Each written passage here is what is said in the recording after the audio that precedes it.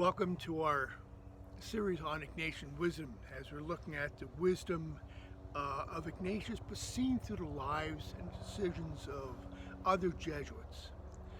Today I'd like to focus on two Jesuits, Francis Xavier and Matteo Ricci. Both were missionaries.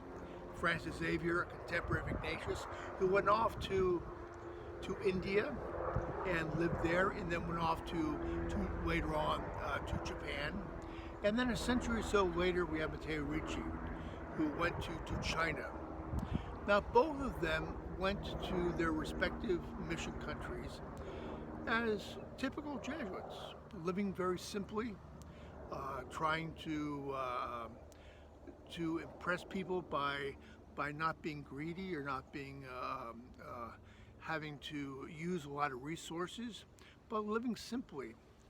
But they found out that living simply and dressing simply was not helpful to the gospel message, that the people of Japan and India would be, and China, would be more apt to listen to their message if they adapted Chinese customs and Indian customs and Japanese customs, particularly in their dress.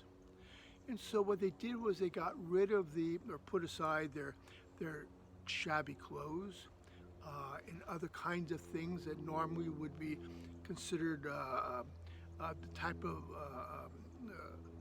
lifestyle of religious, in order to be more receptive, their hearers be more receptive to what they wanted to say. To me, that sacrifice is an example of fasting.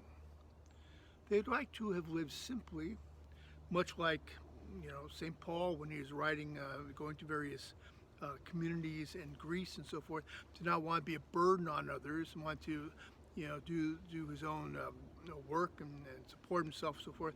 But that would not be impressive for the Chinese and for the Japanese. And so Francis Xavier and Matteo Ricci sacrificed that, put on clothing of a priestly class, the Mandarin class, so that their message will be better received. To me, that's an example of fasting. Putting things first, putting things in balance.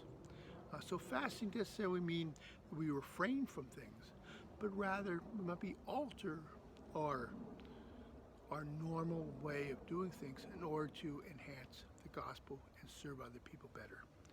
So thank you very much.